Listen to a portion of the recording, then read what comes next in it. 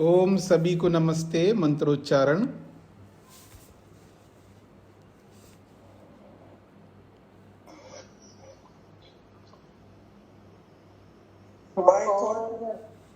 ठीक है, बोलिए। सहना भवतु सहनौ भुनक्तु सह वीर्यं करवावहै तेजस्विनावधीतमस्तु मा विद्विषावहै। ओम शांति शांति शांति। न्याय दर्शन की कक्षा संख्या 9 है। प्रथम अध्याय के प्रथम आहनिक का प्रथम सूत्र हमने पूरा किया है। आप में से कितने लोगों को प्रथम सूत्र के 16 पदार्थ स्मरण है? वो हाथ खड़ा करिए, देखता हूं मैं।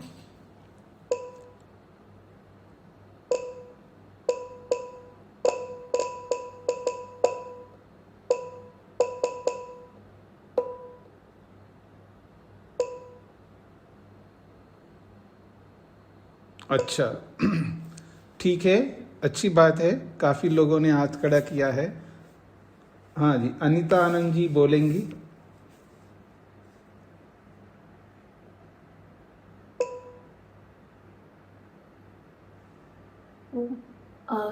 स्वामी जी, अनीता आनंद। हाँ जी, अनीता आनंद जी, उन्होंने हाथ खड़ा किया था।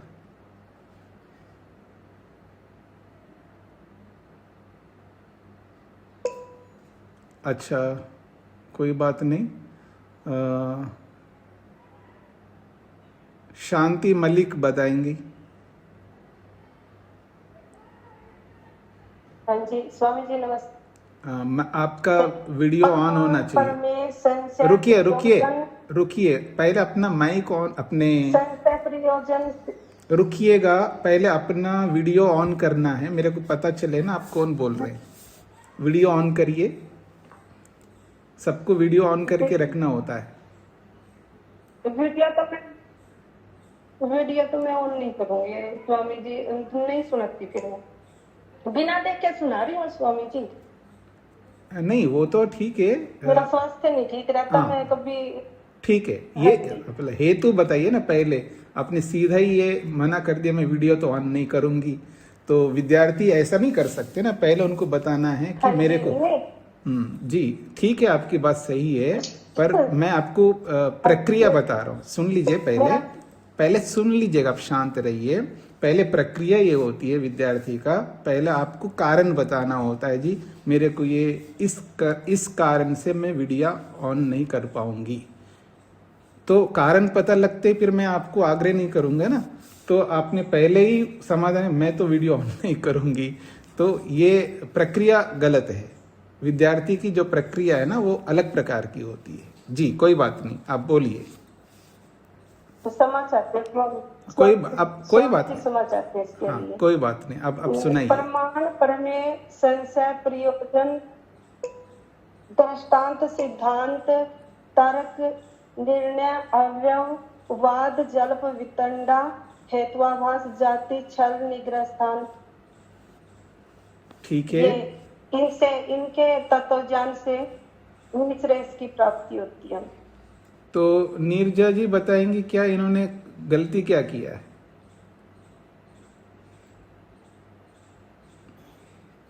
जी स्वामी जी, ये बता सारे ये अवयव और तर्क जो है ये इधर उधर हुए। जी जी, जैसे प्रमाण प्रमेय प्रयोजन दृष्टांत सिद्धांत, ये अवयव तर्क निर्णय वाद जल्प वितंडा हेतुआभास छल जाति निग्रह स्थानानाम तत्व जानात निश्रेयसम अधिगम। हाँ, तो आप आधी बात हिंदी में आधी बात संस्कृत में बोल रहे हो, ऐसा लग रहा है। तो उच्चारण जो है ना, संस्कृत की तरह करना, उसका अभ्यास आपको करना होगा। ठीक है, कोई बात नहीं। नारायण जी, पंडा जी, सूत्र याद है तो सूत्र बोल सकते हैं? स्वामी जी नमस्ते जी। सूत्र नहीं, वो 16 पदार्थ बताएंगे। अच्छा, नहीं, सूत्र आप में से सूत्र जो बोल सकते हैं वो भी मैं सुनना चाहूंगा कि कौन सूत्र बता सकते। सुहासिनी जी बता सकती हैं सूत्र? स्वामी जी नमस्ते। जी। प्रमाण प्रमेय संशय प्रयोजन दृष्टांत सिद्धांत अवयव तर्क जल्प वितंड। कोई बात नहीं, कोई बात नहीं। अच्छा, अनीता जी, आपको सूत्र याद है? अनीता जी आर्य। अच्छा, आपने अपने अपने हाथ हटा लीजिएगा, फिर मैं बताऊंगा। अपना अपना हाथ हटा लीजिएगा सभी। स्वामी जी बोलूंगे और एक बार। कोई बात नहीं, अभी रुक जाइए। अनीता जी, आनंद जी, आप आ गई अभी, लगता है आप बीच में कट गया होगा। आप अनीता जी, आनंद जी। जी स्वामी जी नमस्ते। सूत्र, आपको सूत्र याद है? प्रयास कर सकते हैं स्वामी जी। हाँ, करिएगा। प्रमाण प्रमेय संशय प्रयोजन दृष्टांत सिद्धांत अवयव तर्क निर्णय वाद जल्प वितंडा हेत्वाभास छल जाति निग्रह स्थानानां तत्वज्ञानानि तत्वज्ञानात् श्रेयसधिगम। निश्रेयसाधिगम। तो संस्कृत को संस्कृत की तरह बोलना थोड़ा अभ्यास करना होगा आपको। हो हिंदी की तरह हो रहा है। आप में से अच्छा, वेद प्रिया जी बोलिएगा आप। जी स्वामी जी। प्रमाण प्रमेय संशय प्रयोजन दृष्टांत सिद्धांतावयव तर्क निर्णय वाद जल्प वितंडा हेत्वाभास छल जाति निग्रह स्थानानां तत्वज्ञानान् निश्रेयसाधिगमाः। हाँ, तो ये अब ये संस्कृत की तरह बोला है इन्होंने। देखिए, हिंदी में हम बोलते हैं प्रमाण प्रमेय संशय, ये तो हिंदी हो गया। पर संस्कृत में प्रमाण प्रमेय संशय ऐसा नहीं बोल सकते ना। प्रमाण प्रमेय, जैसा अक्षर है वैसा ही बोलना होगा, जैसा लिखा है वैसा ही बोलना होगा। तो कोई बात नहीं, जिनको सूत्र याद ना भी हो, कम से कम ये 16 पदार्थ याद सबको होना चाहिए। और जब 16 पदार्थ याद हो गए तो सूत्र भी याद हो जाना चाहिएगा। तो वो बस केवल आपको याद है तो उसमें क्या करना है, निग्रह स्थान शब्द आता है ना, वहां पर निग्रह स्थानानाम, बस इतना बोलना होगा। और आप हिंदी में जब उसका अर्थ बताते ना तत्वज्ञान से, तो आपको बोलना होगा तत्वज्ञानात्। और निश्रेयस की प्राप्ति होती है ऐसा कहेंगे तो निश्रेयसाधिगम। शब्द उतने ही होंगे जो आप हिंदी में बोलने वाले हैं, लेकिन संस्कृत में आप बोलेंगे तो सूत्र, हमें सूत्र भी आना चाहिए। कोई आपके मन में हो सकता है कि सूत्र बोलो या यानी संस्कृत में बोलो या हिंदी में बोलो, अंतर क्या आएगा? कोई अंतर नहीं आएगा। पर मान लीजिएगा आप हिंदी भी बोल सकते और इंग्लिश भी बोल सकते हैं, लेकिन आप प्रयास क्या करते हैं, अगर सामने वाले हिंदी भी समझने वाले हों, जो आजकल के जैसे होते हैं, और इंग्लिश भी जानने वाले हों, तो आप क्या प्रयास करते हैं उनके सामने?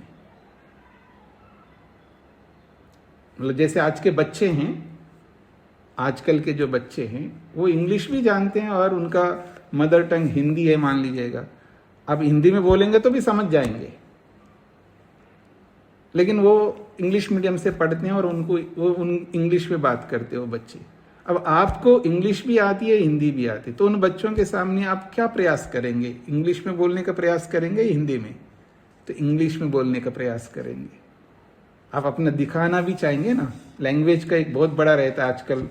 तो ठीक है, अच्छी बात है, मेरे को लैंग्वेज से कोई एलर्जी नहीं है, पर अपनी भाषा भी हमें आनी चाहिए। तो संस्कृत तो हमारी सबकी भाषा है, मातृभाषा, हम मदर टंग जो बोलते हैं, आपकी ना तो हिंदी मदर टंग है, ना गुजराती है, ना किसी साउथ इंडियन लैंग्वेज है, कोई भी मदर टंग नहीं। वास्तव में मदर टंग हमारी संस्कृत है।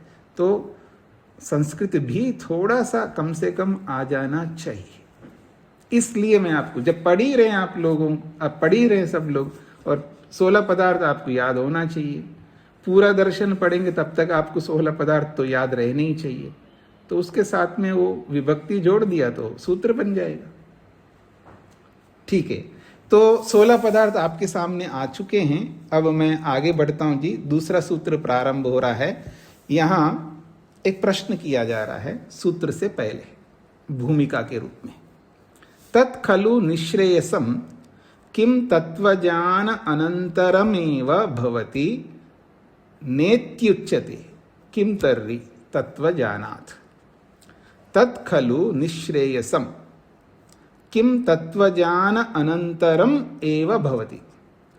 तत् खलु निश्रेयसम, आपने 16 पदार्थों को जानने से निश्रेयस की प्राप्ति होती है, ऐसा कहा है। तत् खलु निश्रेयसम, ये नपुंसक लिंग में है, इसलिए तत् खलु निश्रेयसम, वो जो निश्रेयस है अर्थात मोक्ष की जो प्राप्ति है, वो मोक्ष की प्राप्ति, वो निश्रेयस किम, क्या, तत्वज्ञान अनंतरम एव भवति, तत्वज्ञान होने के तुरंत बाद वो निश्रेयस की प्राप्ति होती है। अर्थात तत्वज्ञान इधर हो गया और उधर निश्रेयस की प्राप्ति। तत्वज्ञान के होते ही, यथार्थ बोध के होते ही निश्रेयस की प्राप्ति होती है। ना इति उच्यते, अथवा नहीं, अर्थात तुरंत नहीं होता है। क्या, एक तो बोला है तुरंत होता है अथवा तुरंत नहीं होता है। तो ना इति उच्यते का मतलब है तुरंत नहीं होता है, ऐसा है। अथवा किम तर्हि, फिर कैसा होता है। तत्वज्ञान के तुरंत बाद निश्रेयस की प्राप्ति होती है अथवा तुरंत नहीं प्राप्त होती है, अथवा फिर कैसा होता है। ये 3 बातें हैं। तो निश्रेयस की प्राप्ति तत्वज्ञान के तुरंत बाद प्राप्ति होती है अथवा तुरंत बाद प्राप्ति नहीं होती है, तो फिर कैसा होता है। तो उत्तर दे रहे हैं तत्वज्ञानात्, तत्वज्ञान होने से क्या होगा। तो कहा दुख जन्म प्रवृत्ति दोष मिथ्याज्ञानानाम उत्तरोत्तरापाये तदनंतर अपायाद अपवर्ग। दुख जन्म प्रवृत्ति दोष मिथ्याज्ञानानाम उत्तरोत्तर अपाये तद अनंतर अपायात अपवर्ग। ये शब्द है अलग अलग।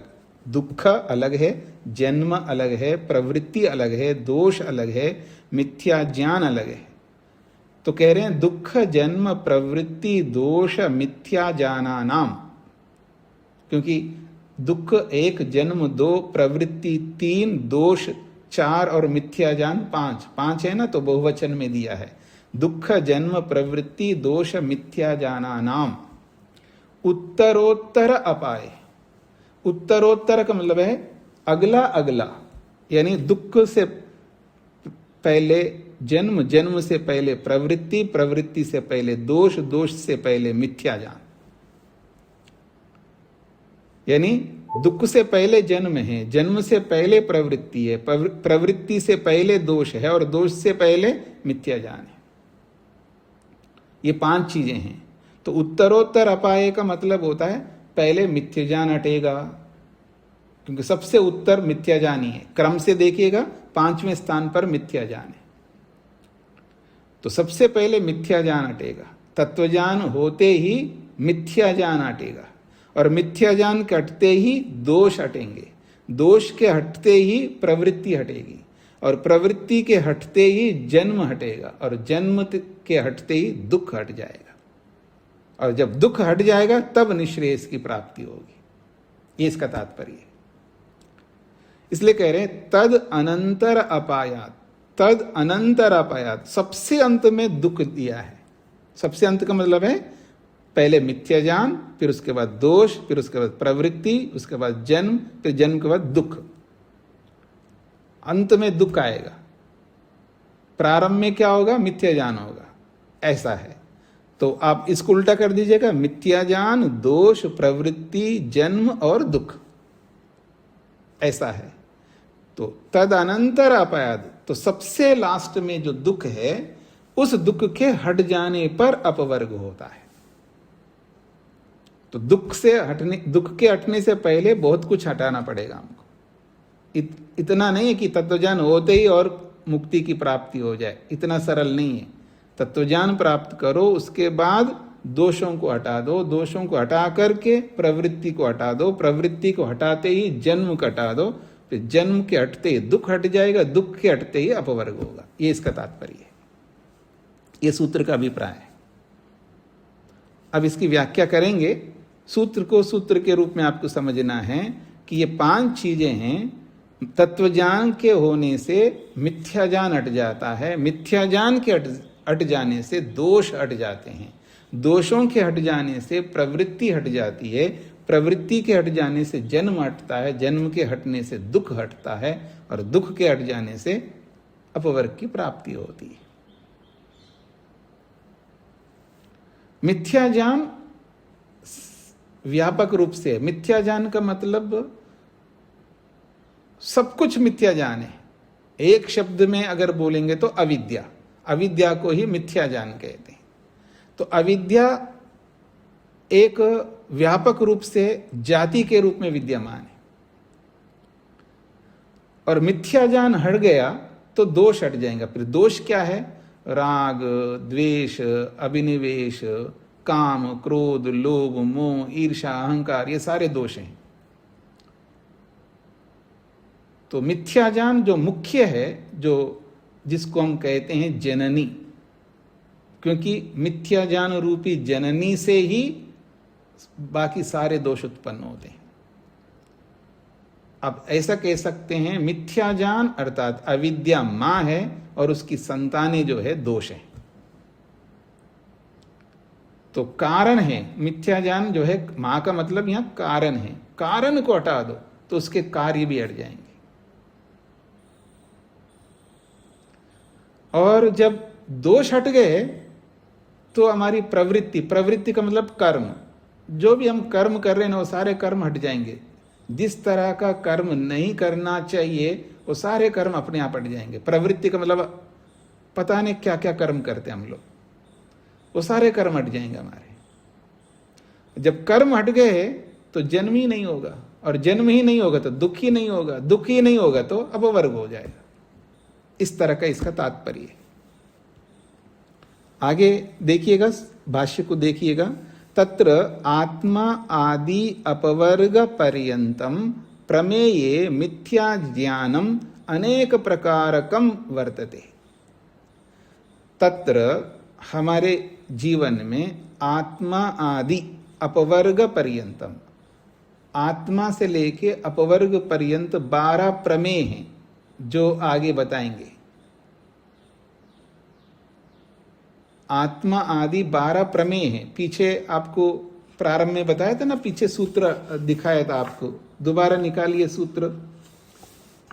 पृष्ठ संख्या मेरी पुस्तक में 21 है पृष्ठ संख्या, और सूत्र संख्या है 9। आत्मा शरीर इंद्रिय अर्थ बुद्धि मनः प्रवृत्ति दोष प्रेत्य भाव फल दुख अपवर्गास्तु प्रमेय, ये 12 प्रमेय। तो यहां पर जो बोला है आत्मा आदि अपवर्ग पर्यंतम, आत्मा से लेके अपवर्ग पर्यंत, ये 12 प्रमेय है। इन 12 प्रमेयों में, इन 12 प्रमेयों से संबंधित अनेक प्रकारकम मिथ्या ज्ञानम वर्तते। अनेक प्रकार का मिथ्या ज्ञान हमारे जीवन में होता है। एक प्रकार नहीं, 2 प्रकार के नहीं, अनेक प्रकार का मिथ्या ज्ञान हमारे जीवन में होता है। और ये मिथ्या ज्ञान किस संबंध में होते हैं, अर्थात मिथ्या ज्ञान किसमें मिथ्या ज्ञान होता है? इन 12 प्रमेयों में होता है। शरीर के विषय में, इंद्रियों के विषय में, अर्थ के विषय में, बुद्धि के विषय में जो 12 प्रमेय गिनाए हैं, इन 12 प्रमेयों में हमारा मिथ्या ज्ञान अलग अलग प्रकार का होता है। तो यही बात कही जा रही है इस वाक्य में, तत्र आत्मा आदि अपवर्ग पर्यंतम प्रमेय, आत्मा से लेकर के अपवर्ग पर्यंत जो 12 प्रमेय है, इन 12 प्रमेयों में अनेक प्रकारकम मिथ्या ज्ञानम वर्तते, अनेक प्रकार से मिथ्या ज्ञान विराजमान होता है हमारे जीवन में। कैसे कैसे होता है, उदाहरण के लिए कुछ यहां पर गिनाया जा रहा है। आत्मनि तावत, आत्मा के विषय में क्या मिथ्या ज्ञान होता है, आत्मा के विषय में क्या मिथ्या ज्ञान होता है।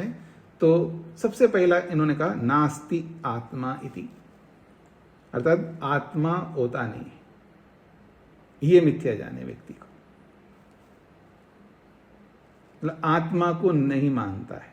शरीर से अलग, शरीर के एक एक सेल से, शरीर के अंदर जो कुछ भी है उनसे अलग कोई आत्मा होता है ऐसा नहीं मानना, ये आत्मा संबंधी मिथ्या ज्ञान है।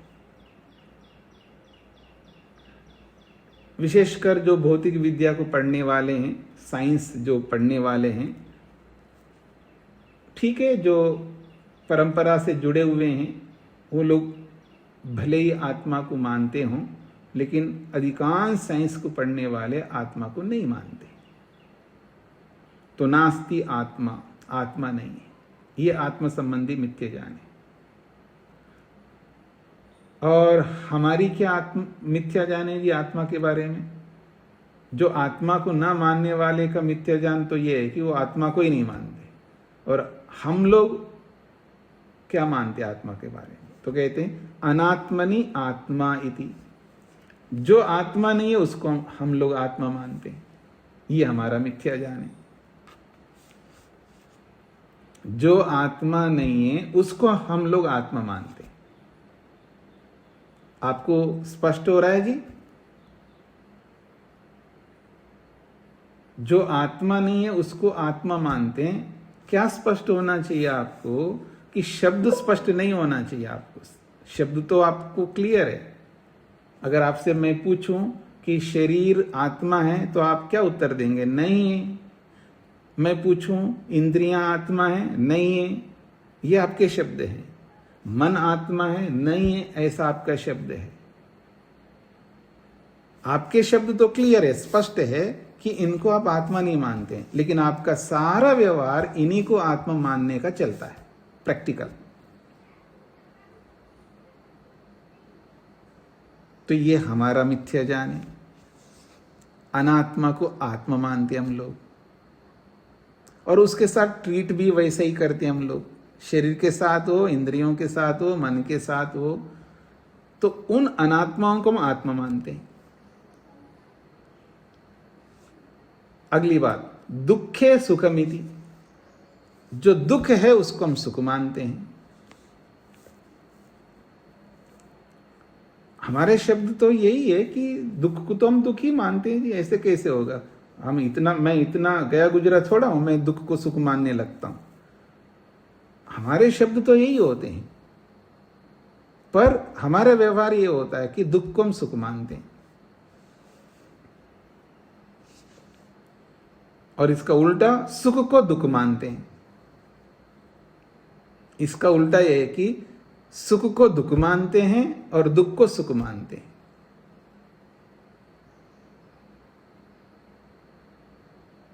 एक उदाहरण दे देता हूं मैं कि संसार का जितना भी सुख है, कैसा भी सुख है, उस सुख में दुख मिला हुआ है। संसार का जितना भी सुख है, कैसा भी सुख हो, जिसको हम भौतिक सुख कहते हैं, प्रकृति का सुख कहते हैं, सृष्टि का सुख कहते हैं, तो सांसारिक सारा का सारा सुख जितना भी है उसमें दुख मिला हुआ है। और एक नहीं, दो नहीं, चार दुख मिले हुए हैं।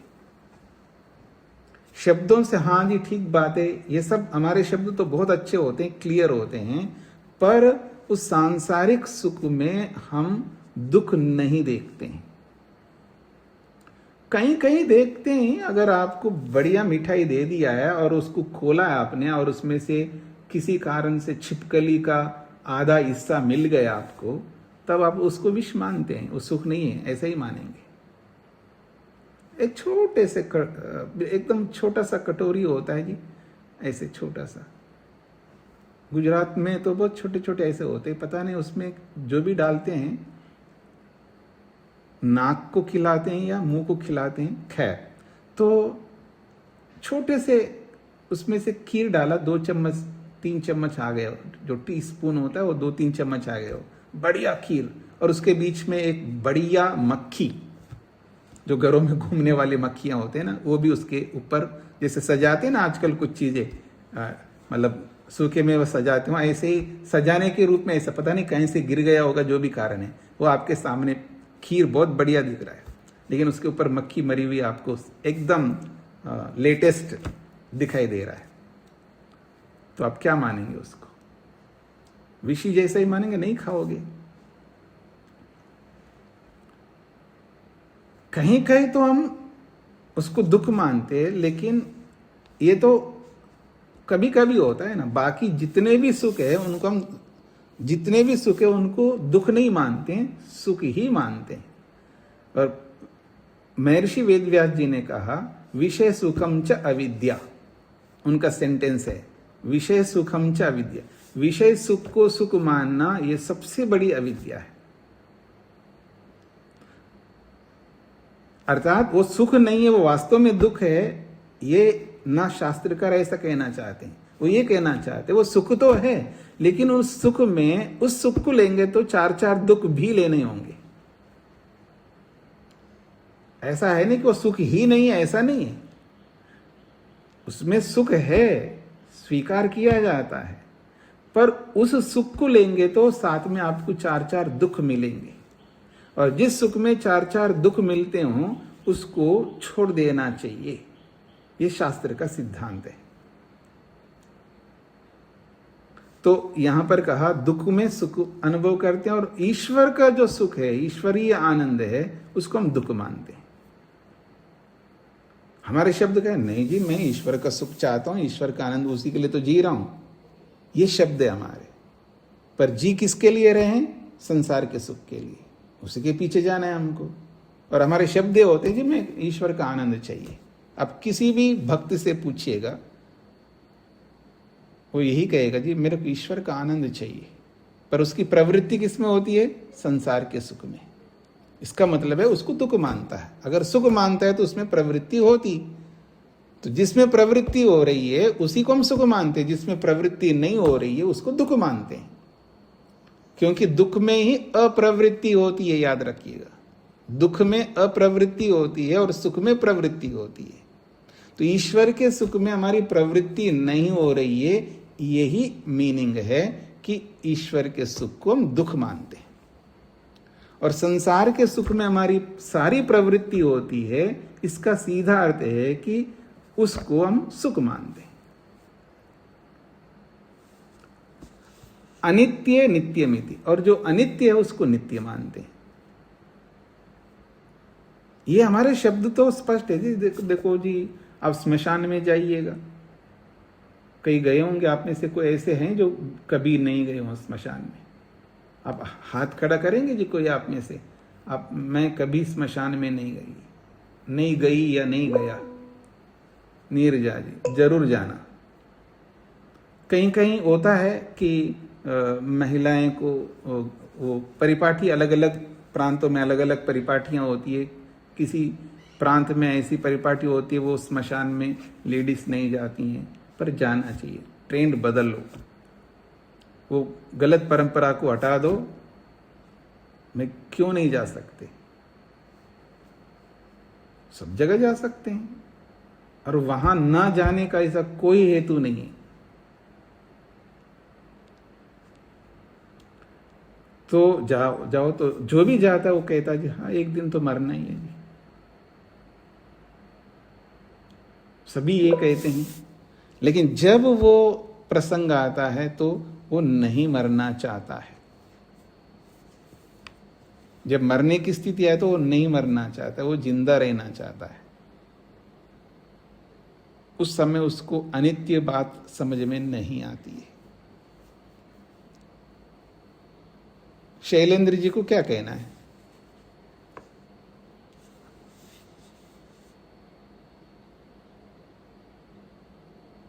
माइक नहीं खोल रहे हैं आप जी। अंत्येष्टि जहाँ कराने जाते हैं बहुत ऐसी स्थिति होती है कि जहाँ महिलाएं होती हैं वहाँ बड़ी विसंगतियां हो जाती हैं, रोना चीखना बड़ा ऐसी स्थिति उत्पन्न हो जाती है। तो आप ये कहना चाहते हैं वो ज्यादा रोना चीखना करती इसलिए उनको नहीं जाना चाहिए?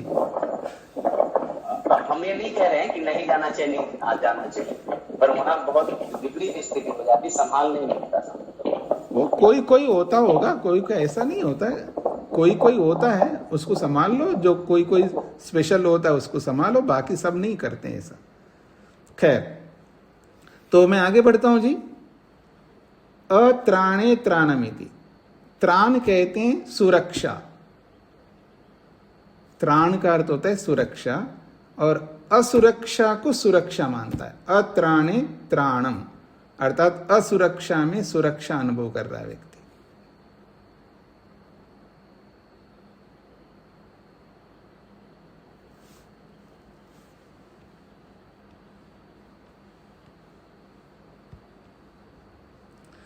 अब सुरक्षा का मतलब क्या समझते हैं आप? सुरक्षा का क्या तात्पर्य होता है?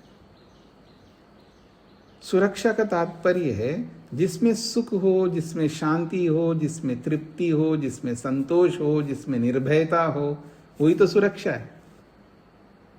और सुरक्षा किसको आप कहेंगे?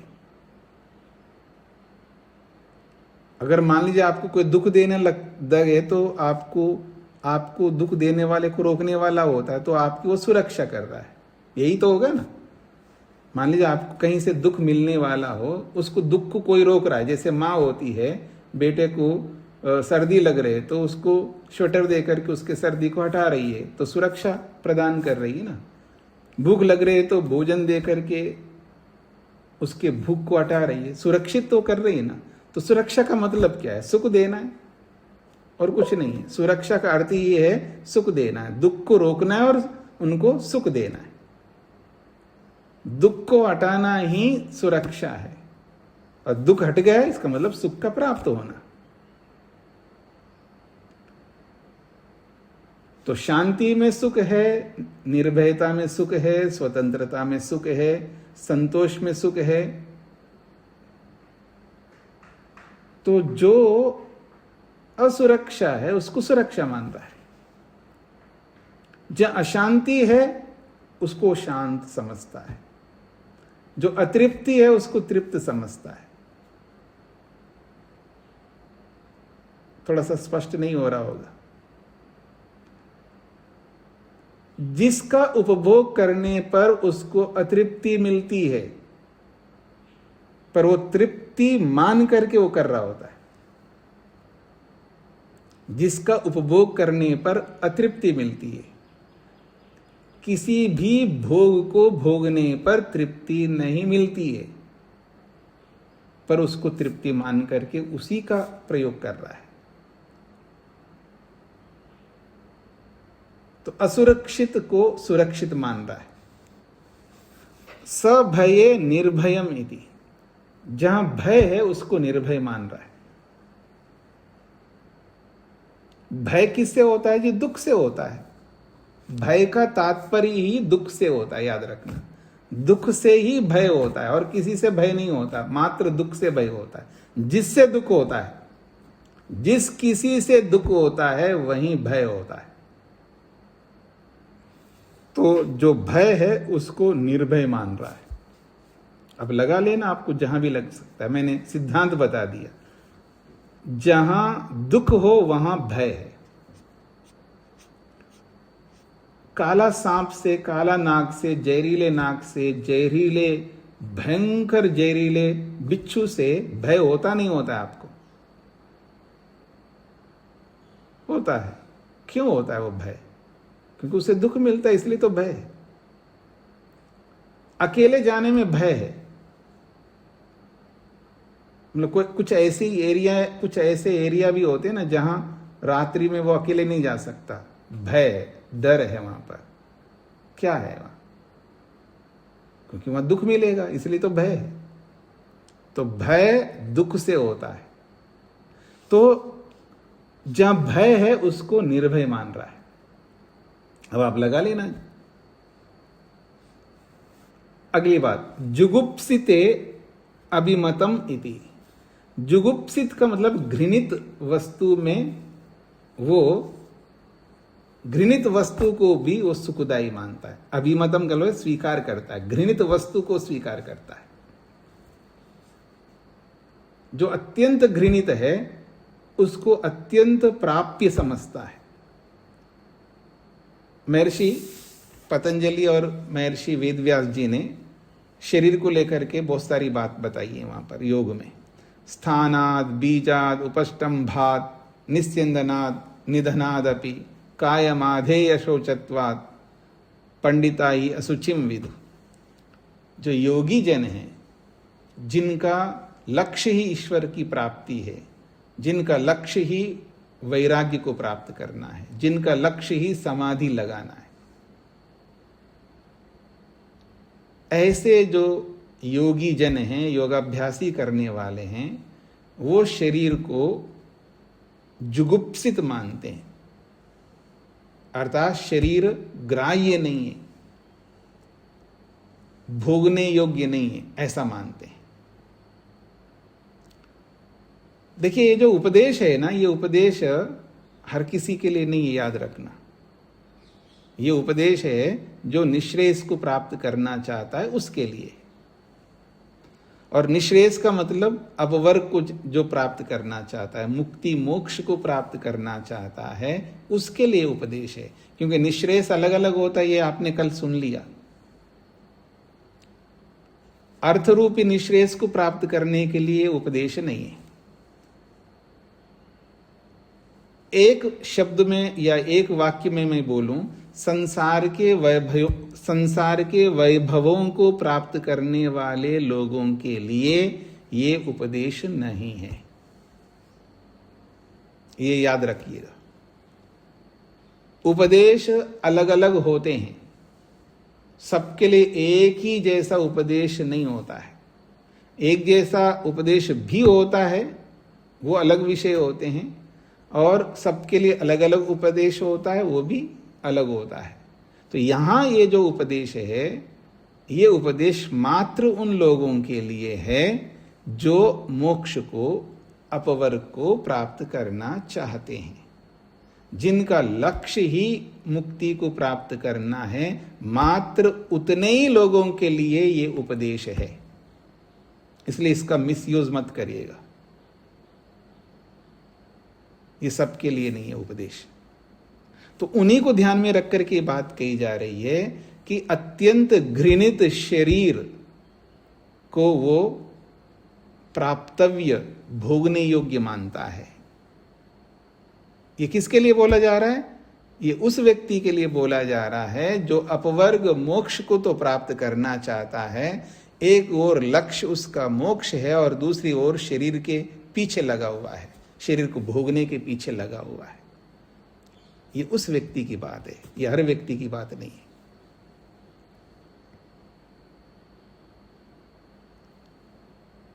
तो इसलिए कहा जुगुप्सिते अभिमतमिति। जो अत्यंत घृणित शरीर है उसको भोगने योग्य मानना।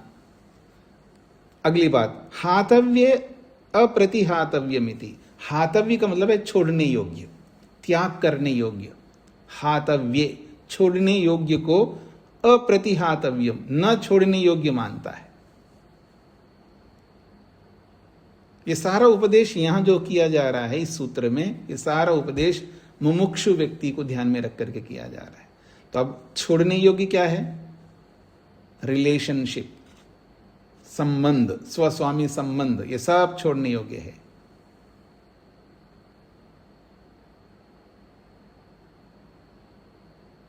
छोड़ने योग्य को न छोड़ने योग्य मानता है।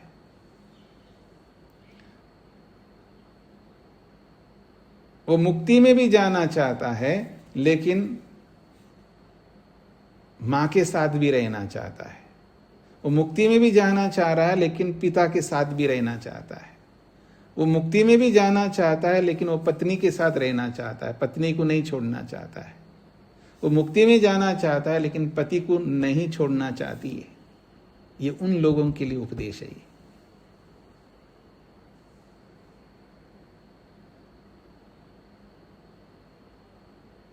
ये मुमुक्षु के लिए उपदेश है।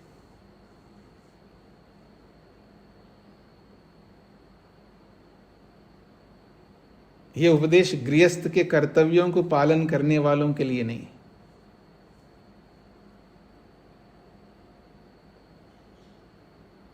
ये उपदेश गृहस्थ के कर्तव्यों को जिन्होंने पूरा कर लिया है उनके लिए है। ये उपदेश सन्यासियों के लिए है। ये उपदेश जो सीधा ब्रह्मचर्य से आगे बढ़ने वालों के लिए है।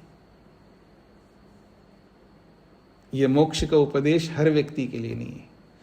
गोल के रूप में सबका है उपदेश, गोल के रूप में, लक्ष्य के रूप में सबका है, लेकिन ये लक्ष्य, जैसे एक व्यक्ति, छोटा सा बच्चा है, वो अभी प्ले स्कूल में जा रहा है, उसका लक्ष्य है पूरा एजुकेटेड बनना है, उसको पूरा एजुकेशन लेना है।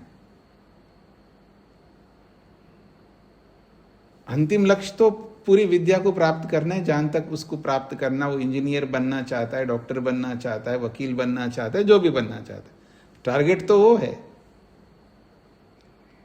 लेकिन वहां तक पहुंचने के लिए उसको बहुत कुछ करना पड़ेगा।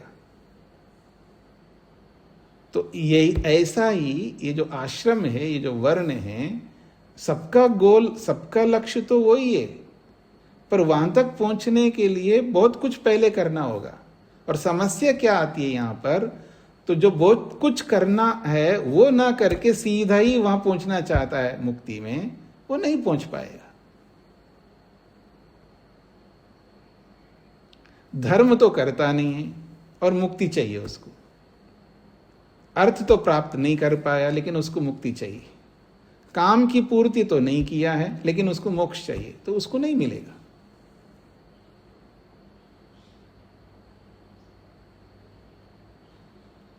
तो धर्म को आत्मसात करो, धर्मपूर्वक अर्थ को आत्मसात करो, और आत्मसात किए हुए उस अर्थ का सदुपयोग के रूप में अपनी कामना की पूर्ति करो, फिर मोक्ष के लिए आप मेहनत करोगे, तब ये सारी बातें लागू होंगी। मेरी बात को समझने का प्रयत्न करना।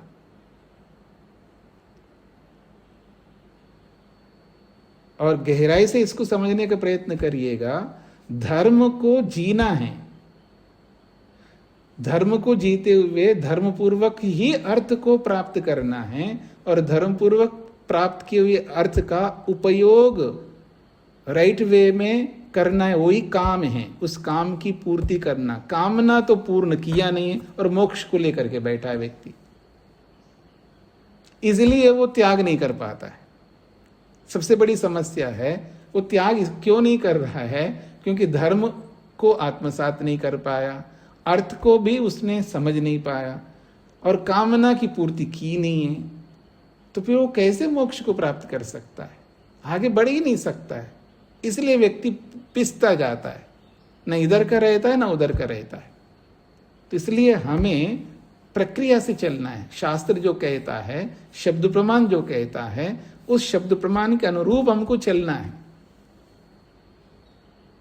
अब इसकी चिंता मत करिएगा, आप गृहस्थ के कर्तव्यों को पूरा करते हुए, देखो जी मेरे को मोक्ष चाहिए और लोग क्या सोचेंगे, मुक्ति के लिए तो मैं कुछ कर नहीं रहा हूं। कैसे करोगे आप? मुक्ति के लिए तो आपको ये स्वस्वामी संबंध छोड़ना है, आप छोड़ नहीं सकते।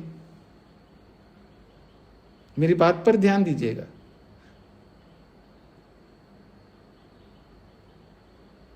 या तो संबंधों को हातव्य वो छोड़ने योग्य है। अब स्वस्वामी संबंध रखते हुए आप मुक्ति के लिए आगे नहीं बढ़ पा सकते। लक्ष्य आपका भले रहेगा, लेकिन जब आपको वही काम करना है तो ये संबंध छोड़ना पड़ेगा। संबंध को पकड़ के रखता हुआ व्यक्ति वहां कैसे पहुंचेगा? नहीं पहुंच सकता है। इसलिए कहा कि हातव्य, जो छोड़ने योग्य है उसको छोड़ता नहीं है। वो क्या मानता? अप्रतिहातव्यम, वो छोड़ने योग्य नहीं। जैसे मैं किसी को बोलता हूँ जी कि आप वानप्रस्थ लो जी, नहीं जी मैं घर को ही ऐसा बना रखा हूँ, मैं बच्चों के साथ नहीं रहता हूँ, लेकिन मैंने अपने घर ऐसा बनाया है, बस मैं वहीं रह करके मैं प्राप्त करूंगा। मेरा माहौल ऐसे है जी, मैं वैसे रहता हूँ, सुबह 4 बजे उठता हूँ, सुबह ध्यान करता हूँ, हवन करता हूँ, ये करता हूँ, वो करता हूँ, रात को भी करता हूँ, सब वैसे कर रहा हूँ, तो क्या फर्क पड़ता है? तो मैं आपकी बात क्यों मानूंगा? अगर ऐसा होता तो शास्त्र ये क्यों विधान करता है घर छोड़ो, घर में नहीं रहना है? राम को देखो, कृष्ण को देखो, रामायण काल को देखो, महाभारत के काल को देखो, जब से ही उनका कर्तव्य पूरा हो गया सब छोड़ करके वन में गए। अब वो आज वो वन नहीं है तो आश्रमों में जाओ, पर घर में नहीं रह सकते। अपना घर नहीं हो सकता, आपको दूसरे घर पे रहना होगा, दूसरों के घरों में रहना होगा, सब त्याग करना होगा। तो यही कहना चाहते हैं, हातव्ये जो छोड़ने योग्य है उसको छोड़ने योग्य नहीं मान रहा है। जब नहीं मानेगा तो कैसे पहुंचेगा वहां तक? प्रवृत्ति को लेकर के समझा रहे हैं। प्रवृत्तो नास्ति कर्म, ये बेकार होता है, ये पुण्य कर्म होते हैं, ये पाप कर्म होते हैं, निष्काम होता है, ये ऐसे कहने वाली बात है। कुछ नहीं, कर्म वर्म कुछ नहीं होता, जो भी आपको करते रहना करते जाओ, कोई फर्क नहीं पड़ता है ये कर्म से ये मिलेगा वो कर्म। नास्ति कर्म, कोई कर्म नहीं होता है। नास्ति कर्म फलम, और ऊपर से आप ये कर्म करो तो ये फल मिलेगा, ये सब डराने वाली बातें होती हैं। ये सब दुनिया को डरा के चलाने के लिए ऐसा करते। थोड़ा व्यवस्थित रहे लोग ताकि डर बना रहे। ऐसा कोई कर्म का ये फल वो फल कुछ नहीं होता। नास्ति कर्म फलम, कर्म फल नहीं होता है। दोषेषु, दोषों के बारे में क्या समझते? नायम दोष निमित्तम संसारा, ये जो संसार बना है दोषों के कारण से बना हुआ, ऐसा नहीं। ये जो मेरे को ऐसा जो शरीर मिला है कि मैंने ऐसा कोई दोष किया हो इसलिए ऐसा मिला हो, ऐसा नहीं है। ये जन्म से अंधा मिल गया, उसने क्या ऐसा काम किया, ऐसा कोई दोष के कारण से थोड़ा ऐसा है, ऐसा थोड़ा हुआ है। तो नेचर है, कोई ऐसा अब कोई डिफॉल्ट कुछ तो होता ही है। अब कोई फैक्ट्री से जब प्रोडक्ट बन करके निकल रहा है तो कोई प्रोडक्ट ऐसे टेढ़ा मेढ़ा बन के आ गया तो बस केवल एक प्रक्रिया है, वो कर्म के कारण से थोड़ा ऐसा होता है। नायम दोष निमित्तम संसारा, ये जो संसार है, जो शरीर मिला है, जो आंखें मिली, सब ठीक है जी। प्रोडक्ट डिफॉल्ट है, मतलब जैसे मशीन चल रही है तो चल रहा है तो इलेक्ट्रिसिटी कम हो गई या किसी कारण से या और कोई प्रॉब्लम हो गया तो वो टेढ़ा मेढ़ा बन के निकल गया। जैसे साबुन बन के निकलते हैं ना, एक साइज में एक शेप में सब निकलते, तो कोई थोड़ा बहुत टेढ़ा मेढ़ा निकल के आता है, ऐसा बस ऐसे ही है। कोई दोषों के कारण से संसार थोड़ा है। प्रेत्यभाव मतलब पुनर्जन्म। नास्ति जंतुर्जीवो वा, अरे भले आदमी, कोई आत्मा होता ही नहीं है, फिर पुनर्जन्म का क्या मतलब है? कहते हैं नास्ति जंतु जीवो वा, जंतु कहो जीव कहो, कोई जीव, कोई आत्मा, कोई जीवात्मा, कोई कुछ नहीं होता है। सत्वम, उसको सत्व के रूप में कहो, आत्मा के रूप में कहो, ऐसा कोई जंतु, कोई जीव, कोई सत्व, कोई आत्मा, ये पर्यायवाची शब्द है। जंतु, जीव, सत्व, आत्मा, ये सब पर्यायवाची है। कोई आत्मा होता नहीं है। जब आत्मा ही नहीं होता तो पुनर्जन्म का क्या मतलब होता है? यह प्रेयात, जो मर जाए, और प्रेत्य च भवेदिति, मर करके फिर दोबारा पैदा हो, ऐसा कुछ नहीं होता है।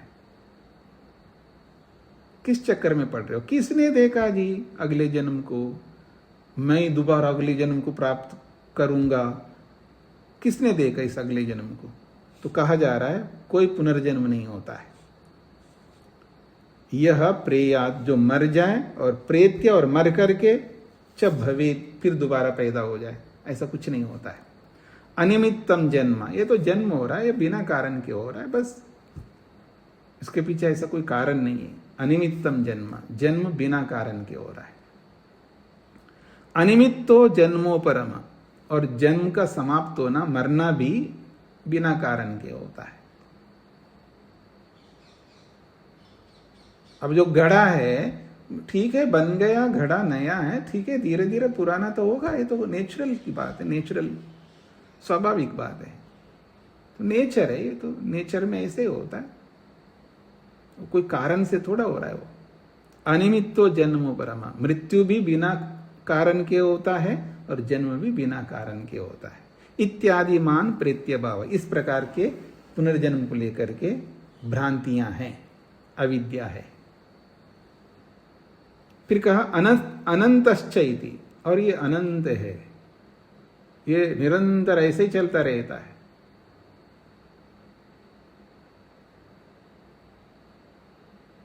मतलब ये जो संसार है अनंत काल तक ऐसे चलता रहेगा, इसलिए कोई परेशानी की कोई बात नहीं है। बस जो लाइफ है जो है, अब हो गया, आप ऐसे बिना कारण के अब एंजॉय करो।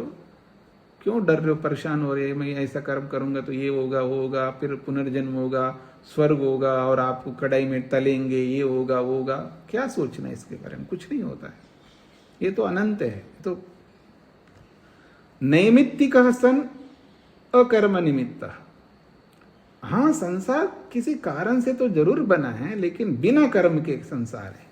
नैमित्तिक सन, कोई निमित्त तो है, कोई कारण तो है संसार के बनने में, पर अकर्म निमित्त, पर इसके पीछे कर्म कारण नहीं है। संसार बनने का कोई कारण है, क्योंकि कोई भी कार्य होता किसी ना किसी कारण से तो होता है, पर कारण वाला है संसार, मानता हूं, लेकिन अकर्म निमित्त, पर इसके पीछे कारण कर्म है ऐसा नहीं। प्रेत्य भाव इति, ये सब पुनर्जन्म को लेकर के सारी बातें, मिथ्या ज्ञान की बातें चलाया जा रहा है।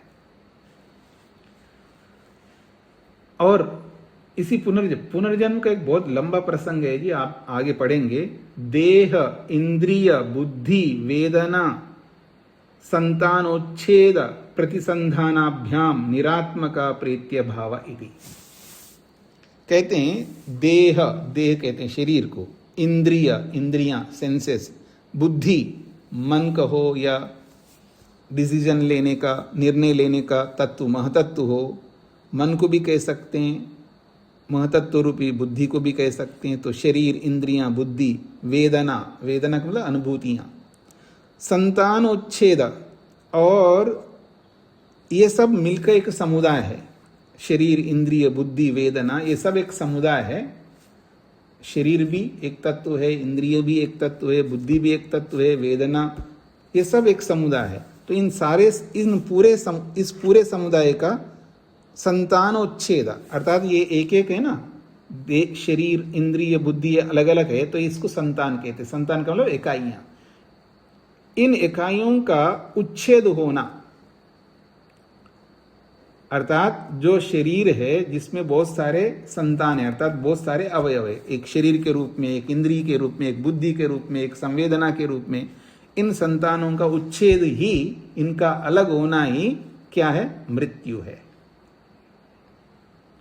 और प्रतिसंधान, प्रतिसंधान का मतलब है यही सब मिलकर के एक हो जाएंगे तो वही जन्म है। इसलिए निरात्मक, ये कोई जीवात्मा के कारण से नहीं हो रहा है। ये तो ठीक है, जैसे यूनिवर्स जब बना है, बिग बैंग थ्योरी के माध्यम से सब ब्लास्ट हो गया, सब ऐसे बन गए, और जब बन गए तो फिर एक दिन आएगा तो फिर ब्लास्ट होगा तो सब समाप्त हो जाएंगे, इस तरह का। तो शरीर, इंद्रिय, बुद्धि, वेदना, इन संतानों का, इन अवयवों का समुदाय जो है, इसका उच्छेद होना ही मृत्यु है। और प्रतिसंधान,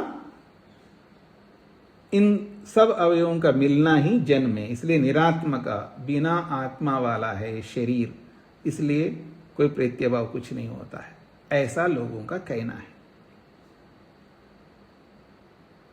और अपवर्ग के बारे में क्या समझते हैं? भीष्म खलु अयम, ये तो अपवर्ग तो बहुत भयानक चीज है जी।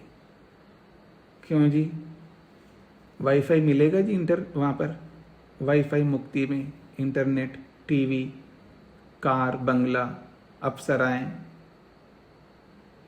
बहुत भयानक है। कुछ नहीं होता है, सब यहीं छोड़ करके जाता है व्यक्ति जब मरता है। तो मुक्ति, ऐसी मुक्ति बहुत भयंकर है, ऐसी मुक्ति मेरे को नहीं चाहिए, वहां कुछ नहीं मिलने वाला है।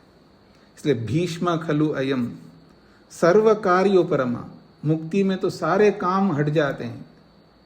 अरे जीवन मिला है कुछ करने के लिए, मुक्ति में तो कुछ करना नहीं होता है। सर्व कर्म सर्व कार्य उपरम, सारे कार्य हट जाते हैं, मुक्ति में कोई कर्म नहीं करना होता है। इसलिए भयंकर मुक्ति को मेरे को नहीं चाहिए ऐसी मुक्ति, जहाँ ना टीवी मिले, जहाँ ना पत्नी मिले, जहाँ ना धन दौलत मिले, जहाँ कुछ नहीं मिले, ऐसी मुक्ति कौन चाहेगा। सर्व विप्रयोगे, और एक बात है, सब छूट जाते हैं। सर्व विप्रयोग के मतलब है जो भी संबंध है, माता पिता पति पत्नी दादा दादी, जो भी जितने भी रिलेशंस हैं वो सब हट जाते हैं। सर्व विप्रयोगे अपवर्गे बहुभद्रकम लुप्यते है, उस अपवर्ग रूपी मुक्ति में बहुभद्रकम, बहुत सारे सुख जो है छूट जाते हैं। बहुभद्रकम लुप्यते, बहुत सारे भद्र कल्याण सुखकारक चीजें हैं वो सब हट जाते हैं। इति कथम बुद्धिमान सर्व सुख उच्छेदम अचैतन्यम अमुम अपवर्गम रोचयेति।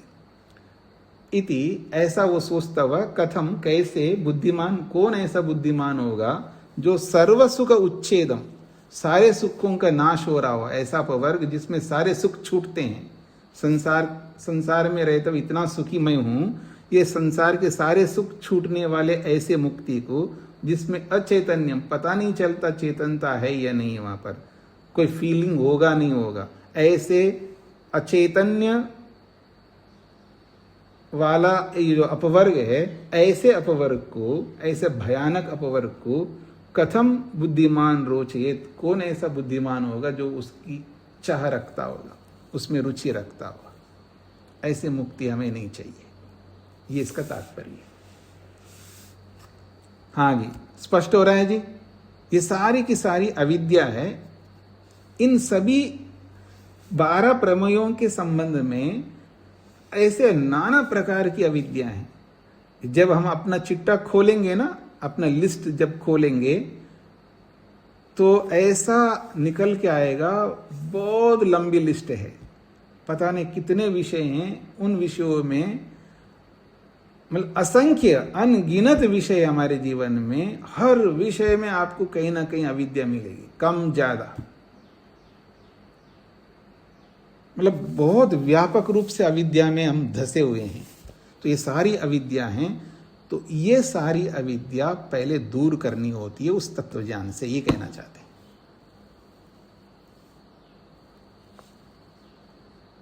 ठीक हो गए जी, और विचार करिएगा आप लोग।